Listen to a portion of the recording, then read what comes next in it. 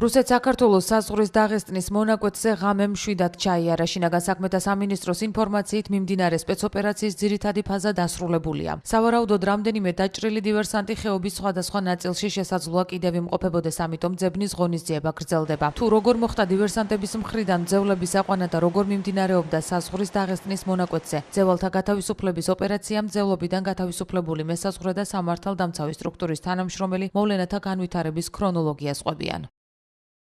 თანამშრომლებთან ერთად ასული ვიყავი ლოპოტას ხეობაში, 5 დაკარგული ახალგაზრდის მოსაძებნად. გზაზე შეერაღებული დაჯგუფების მიერ მოწყობილ ჩასაფრებაში მოვყევით. მათ შემოარტყეს ჩვენს ავტომანქანას ალყა, რომლებიც იქნებოდნენ დაახლოებით 10. ძალით გადმოგვიყვანეს მანქანიდან და გვითხრეს, რომ ჩვენ ვიყავით მძევლებად აყვანილი. ამის შემდეგ გამოჩნდნენ უფრო კიდევ მეტი შეიარაღებული მათი წევრები და ეს 5 დაკარგული მოქალაქე.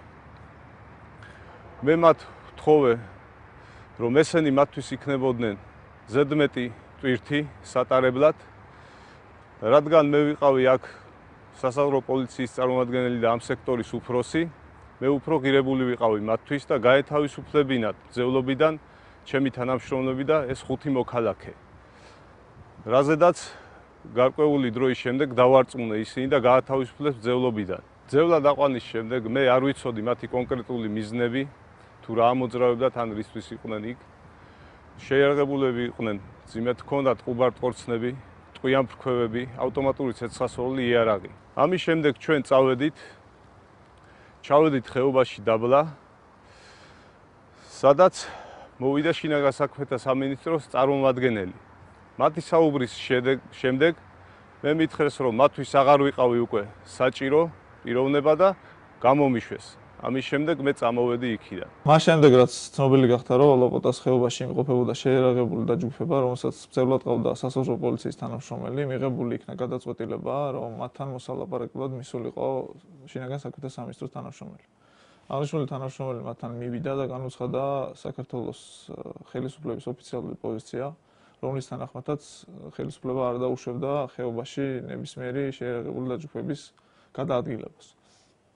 ოფიციალურად განუცხადა შეიარაღებული დაჯგუფების წევრებს, რომ გაეთავისუფლებინათ დაკავებული მესაზღვრე, ვინაიდან იგი იყო მისული მათთან მოლაპარაკებლის საწარმოებლად და მხოლოდ მესაზღვრის გათავისუფლების შემთხვევაში იქნებოდა შესაძლებელი მოლაპარაკების დაწყება.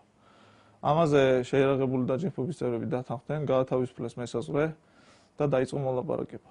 ოფიცერმა მათ განუცხადა, რომ ერთადერთი გზა სიტუაციიდან გამოსვლის იყო იარაღის დაყრა და დანებება, რაზეც მათ განაცხადეს კატეგორიული უარი და მეტიც მათ უთხრეს შინაგან საქმეთა სამინისტროს თანამშრომლებს, რომ იგი მათი მძევალი ხდებოდა. აღნიშნულთან დაკავშირებით ოფიცერმა მათ განუცხადა, რომ აუცილებლად აღნიშნული სიტუაციის შესახებ უნდა მოეხსენებინა ხელმძღვანელობისთვის ტელეფონით და მოითხოვა იმ ადგილას გასვლა, სადაც იყო მობილური კავშირის საშუალება. აღნიშნულზე ისინი დათანხმდნენ, მაგრამ თან გააყოლეს 2 შეიარაღებული პირი. ოფიცერი გაემართა წინასწარ შერჩეული ადგილისაკენ, სადაც შინაგან საქმეთა სამინისტროს სპეცრაზმის მიერ მოწყობილი იყო ჩასაფრება. აღნიშნული ჩასაფრების შედეგად შესაძლებელი გახდა ერთ-ერთი შეიარაღებული პირის ლიკვიდაცია და აღნიშნული თანამშრომლის გამოყვანა.